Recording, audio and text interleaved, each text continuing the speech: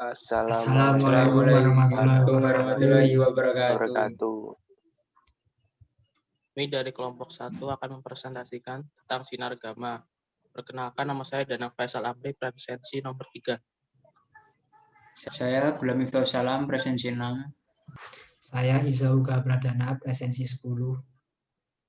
Saya Farel Nugroho, presensi 25.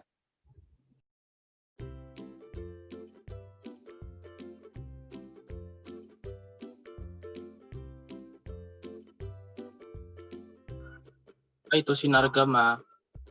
Sinar gamma adalah salah satu gelombang elektromagnetik yang biasanya dilambangkan dengan huruf Latin Y. Sinar gamma dapat diartikan sebagai sebuah bentuk berenergi dari radiasi elektromagnetik yang diproduksi oleh radioaktivasi atau proses nuklir atau subatomik lainnya, seperti penghancuran elektron atau positron. Nah, ini merupakan gambar sinar gamma. Selanjutnya yaitu sifat-sifat sinar gamma. Yang pertama yaitu tidak memiliki massa.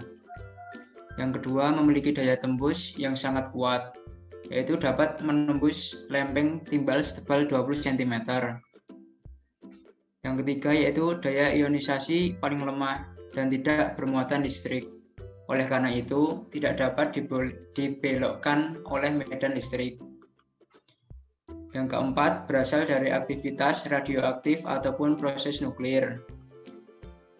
Yang kelima, yaitu memiliki frekuensi paling tinggi, yaitu 10⁻20 Hz sampai 10⁻25 Hz, sekaligus panjang gelombang yang terpendek. Yang terakhir, yaitu memiliki daya tembus tinggi.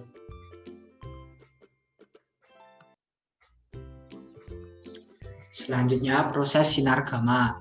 Sinar gamma tidak mengalami pembelokan, karena saat medan listrik tersebut diberikan sinar gamma, akan tetap lurus tanpa adanya pembelokan.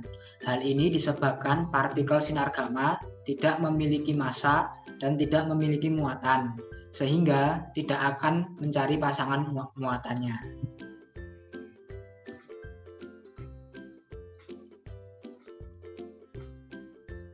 Ada 3 proses utama yang dapat terjadi akibat radiasi sinar gamma melewati bahan. Ketiga proses tersebut melepaskan elektron yang selanjutnya mengionisasi atom-atom lain dalam bahan tersebut. Efek fotolistrik.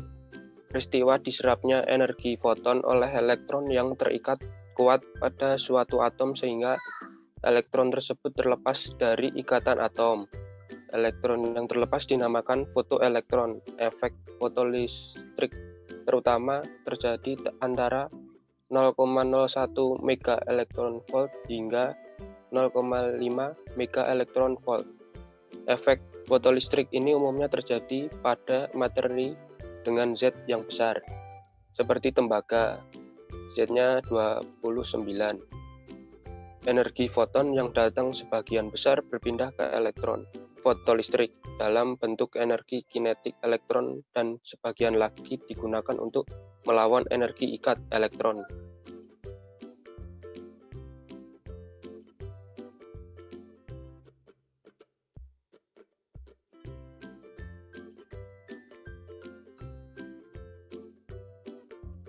Selanjutnya ada efek Compton.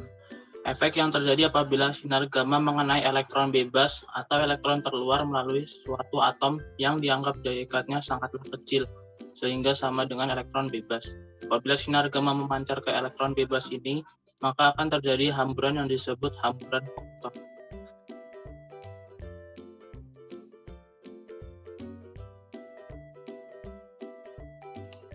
Selanjutnya ada efek bentukan pasangan.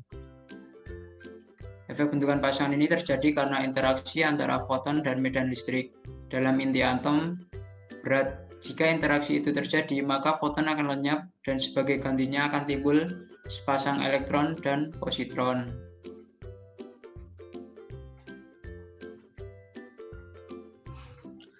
Manfaat sinar gamma. Yang pertama, menyembuhkan tumor, kanker, dan kelainan lain. Gamma knife yaitu suatu metode terapi sinar gamma yang dimanfaatkan untuk mengobati tumor dan kelainan-kelainan lainnya pada otak tanpa membuka tulang tengkorak. Radiasi sinar gamma ini dipakai untuk menghancurkan sel-sel yang sakit sementara menjaga sel-sel lainnya yang masih sehat. Serangkaian sinar gamma dipancarkan secara langsung kepada sel yang terserang kanker untuk dibunuh atau dimusnahkan. Fungsi sinar gamma yang kedua yaitu membunuh bakteri. Sinar gamma memiliki energi tinggi yang dapat membunuh bakteri, sehingga sering digunakan untuk mensterilisasi makanan, minuman, dan peralatan dokter ketika akan melakukan operasi. Pemakaian sinar gamma untuk membunuh organisme dikenal dengan irradiation. Dosis sinar gamma yang dimanfaatkan juga tidak merusak sel makanan, sehingga gizi makanan tidak akan berkurang.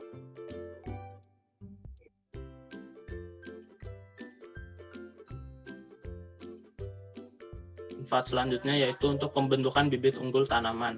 Misalnya pembentukan bibit unggul pada tumbuhan padi. Bibit padi diberikan radiasi dengan dosis yang bervariasi. Biji yang telah diradiasi tersebut kemudian disemaikan dan ditanam berkelompok berdasarkan ukuran dosis radiasinya. Sinar gamma ini dapat memicu terjadinya mutasi pada suatu tanaman. Dari proses mutasi itu diharapkan bisa dihasilkan tanaman dengan sifat-sifat yang memberi untung, seperti pada tanaman padi yang lebih tahan terhadap hama dan memiliki tunas lebih banyak.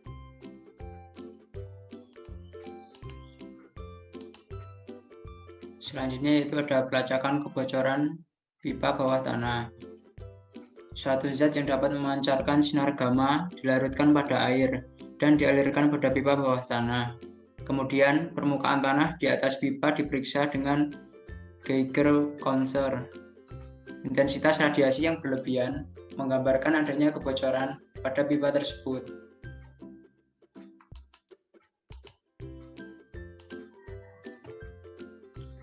Selanjutnya, menghasilkan bibit unggul.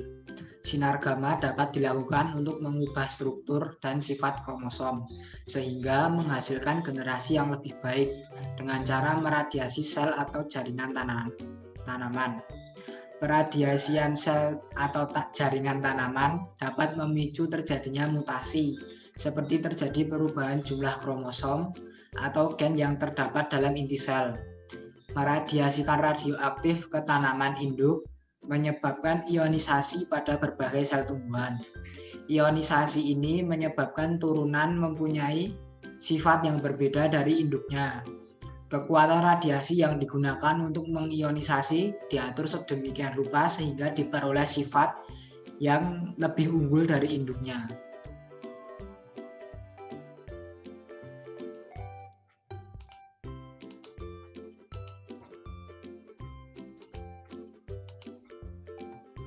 Selanjutnya ada bahaya dari sinar gamma. Yang pertama, merusak satelit dan atmosfer. Sinar gamma yang asalnya dari luar angkasa dapat merusak satelit dan atmosfer. Ini bisa terjadi karena sinar gamma mempunyai energi yang kuat. Walaupun begitu, berdasarkan para ilmuwan, semburan sinar gamma ini jarang terjadi, yaitu sekitar 10.000 hingga 1 juta tahun sekali, dan pernah terjadi pada abad ke-8.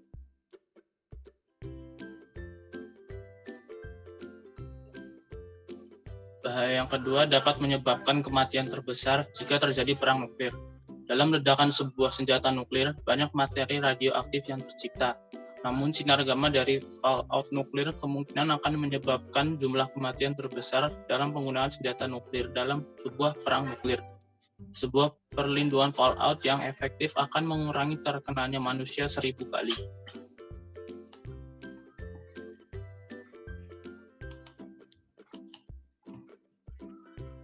Selanjutnya, bahaya bagi tubuh manusia, yaitu antara lain yang pertama ada pusing, kedua nafsu makan akan berkurang, ketiga terjadinya diare, keempat demam, kelima berat badan akan berkurang, keenam kanker darah atau leukemia, ketujuh meningkatkan denyut jantung, dan yang terakhir yaitu daya tahan tubuh berkurang.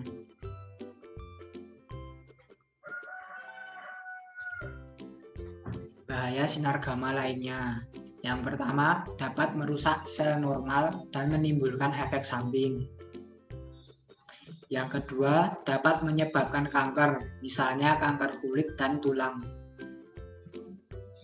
Dan yang terakhir, mutasi genetik, sehingga mempengaruhi generasi yang akan lahir.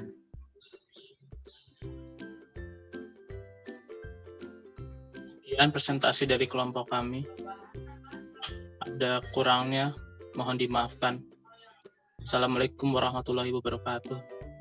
Waalaikumsalam. Waalaikumsalam warahmatullahi wabarakatuh.